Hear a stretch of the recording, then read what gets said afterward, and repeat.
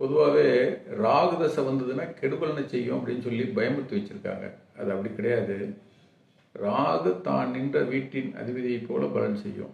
அப்போ ராகுக்காக சொல்லப்பட்ட சிறப்பு நிலைகள் எதுன்னு பார்த்தீங்கன்னா, ஆமேடம் நண்டு கண்ணி எருசுரா இவ்வைந்தில் கருணாகம் வீட்டிருக்க பூமேடை தனிலே பூவுலக வாழ்க்கை அப்படின்னு சொல்லியிருக்காங்க. அதுக்கப்புறம் அதோட நிறுத்திட்டாங்க. அதுக்கு பின்னாடி உள்ள விஷயத்தை சொல்லலை.